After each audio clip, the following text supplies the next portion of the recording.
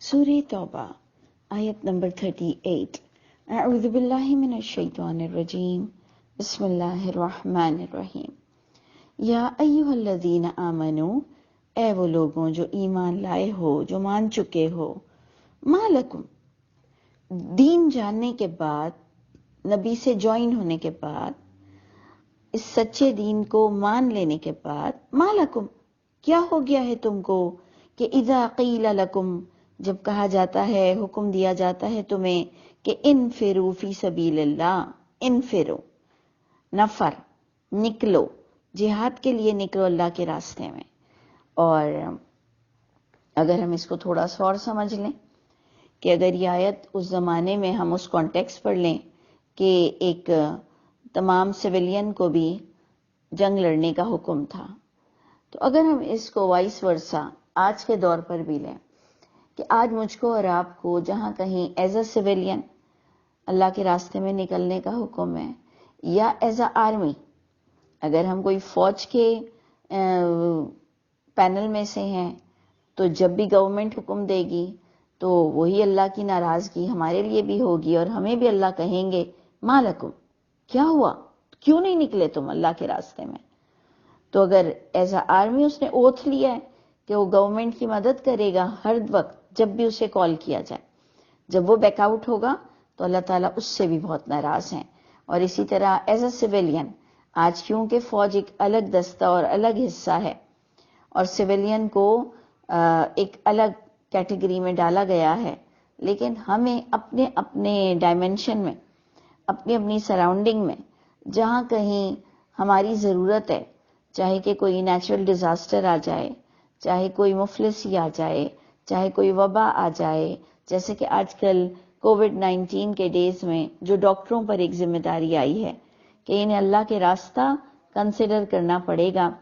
کہ اب کوئی بھی ایکسپوز نہیں ہوتا، لیکن ڈاکٹرز کو تو پہلی صف میں آنا پڑے گا۔ تو اس لیے ان آیتوں کو ہم اپنے لیے بھی لیں کہ فی سبیل اللہ بہت سی چیزیں ہوتی ہیں۔ اگر یہاں ہمیں جہاد مل رہا ہے تو قرآن ایک نصیحت نامہ ہے۔ اگر ہم نے یہاں جہاد اور آرمیز کی بات کی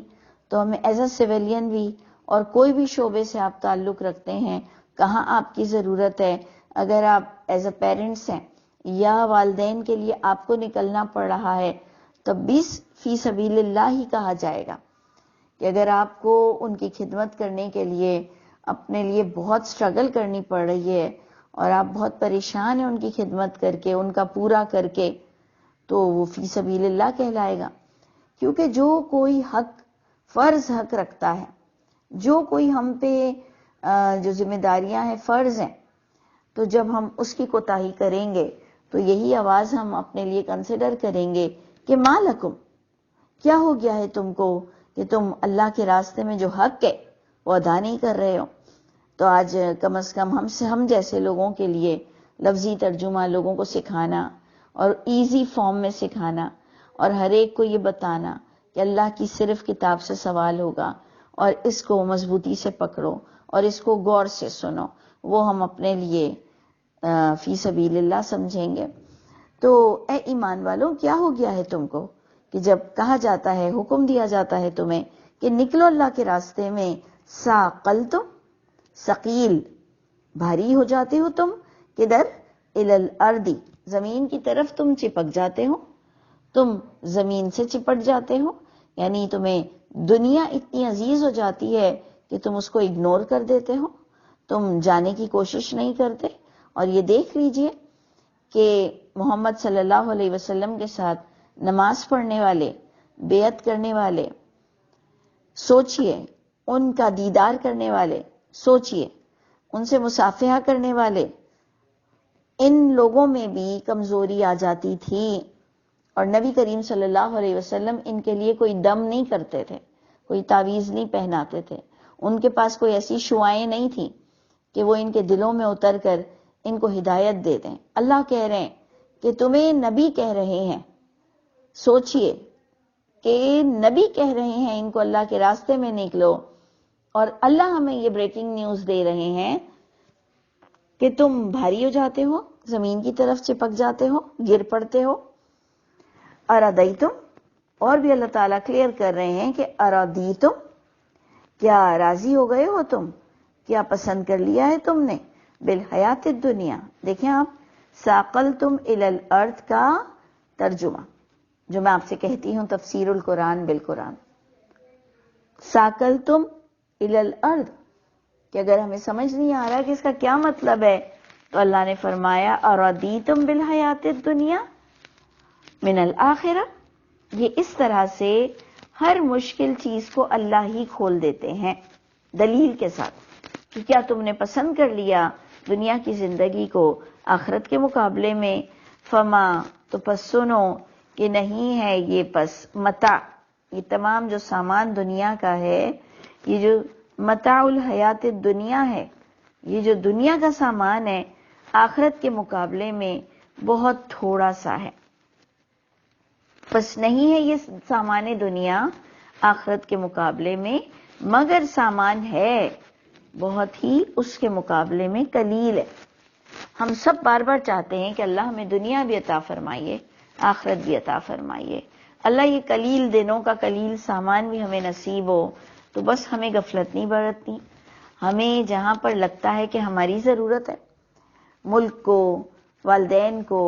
رشتے ناتوں کو، اولادوں کو، جس کو بھی، اگر جہاں کہیں ہماری ضرورت ہے تو اللہ تعالی ہم سب کو توفیق عطا فرمائیے کہ ہم دنیا میں سرخرو ہو کے آپ کے پاس آئیں. اللہ فرماتے ہیں غور سے دیکھیے، پہلے تو میں پھر سمجھتی تھی کہ نکلو تو ریوارڈز ملیں گے،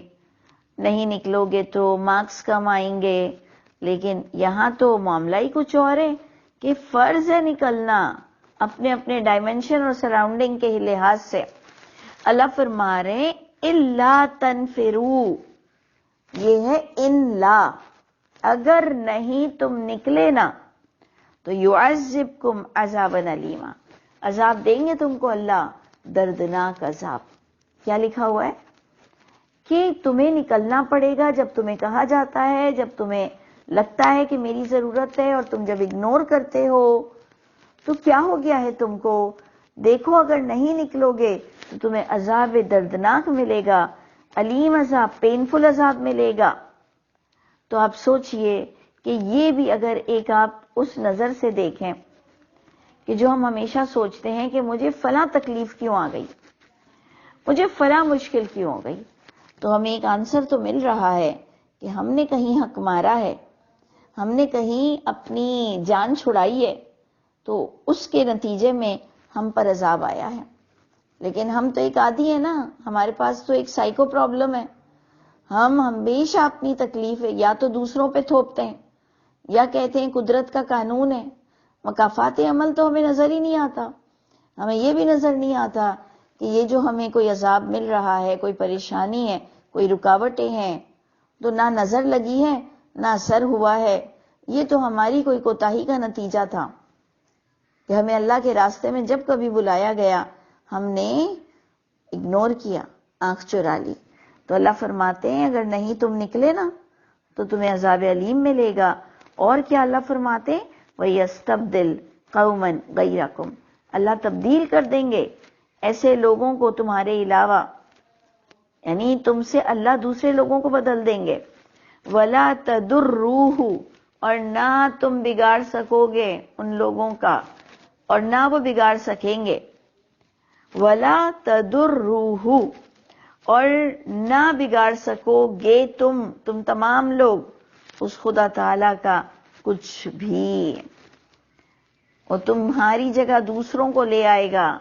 اور تم تمام مل کر بھی اس خدا تعالی کا کچھ نہیں بگاڑ سکو گے. واللہ علی کل شیء قدیر، اللہ ہر چیز پر قادر ہے. تو چلے یہاں تو ہم پھر سوچتے ہیں کہ ہمارا عقیدہ یہاں پر زیادہ تر لوگوں کا اسٹیبل ہے، صحیح ہے کہ وہ اس بات کو اچھی طرح جانتے ہیں کہ وہ اللہ کا نہیں کچھ بگاڑ سکتے ہیں. لیکن یہ عقیدہ تھوڑا ہمارے پاس کمزور ہے کہ ہمیں جب کبھی کوئی پرابلم آتی ہے تو ہمارے کسی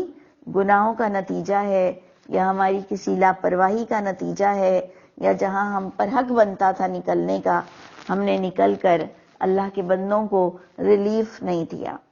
اور اسی کے ساتھ اب پھر سے دیکھ لیجئے کہ الا تنصروہ، اگر نہیں ان لا دوبارہ آ رہا ہے الا، جس کا ترجمہ ہے ان لا، اگر نہیں تم مدد کرو گے ہو واحد مذکر، اگر نہیں تم مدد کرو گے اس نبی کی، فقد نصرہ بس یقیناً مدد کی ہے اس کی تو اللہ تعالیٰ نے، اذ اخرجہ جب نکالا تھا اس کو ان لوگوں نے جنہوں نے کفر کیا تھا، اللہ نے تو وہاں بھی ان کی مدد کی تھی،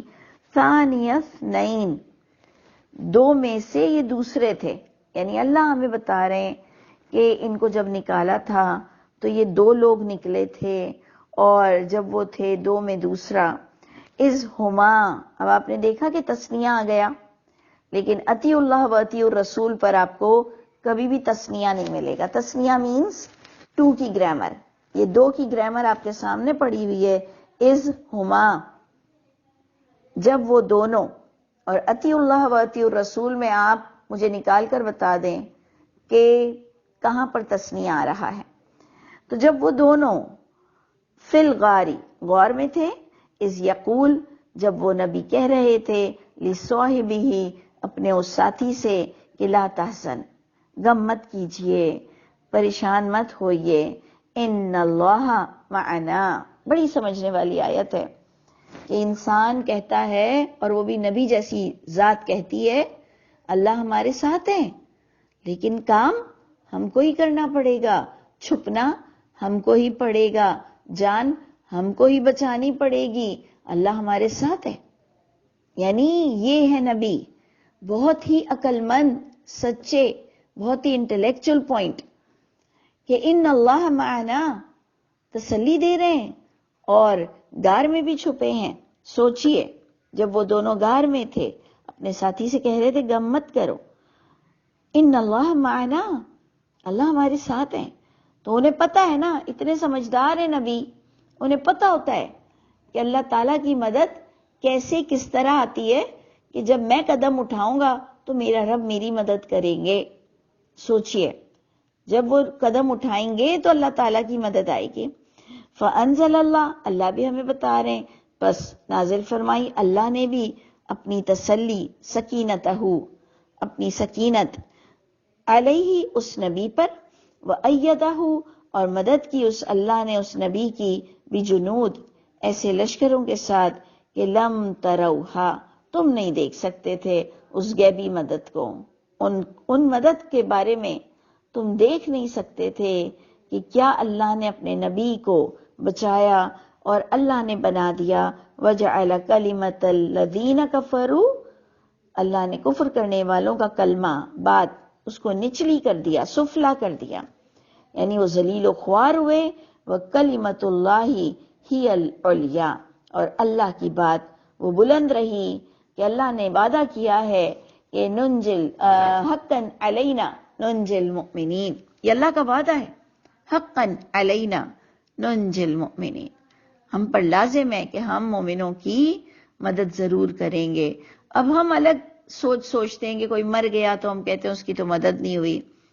کوئی فقیر رہ گیا، غریب رہ گیا، لیکن ہمیں نہیں پتا کہ اس کی مدد کس کس زاویوں سے اللہ تعالیٰ کریں گے، ضرور کریں گے۔ تو انشاءاللہ اور ہم اللہ کرے دنیا میں بھی سرخرو ہوں، آخرت میں بھی سرخرو ہوں، تو اللہ نے اپنی بات کو وہی بلندی دی، واللہ عزیز حکیم، اللہ تو ہیں ہی غلبے والے،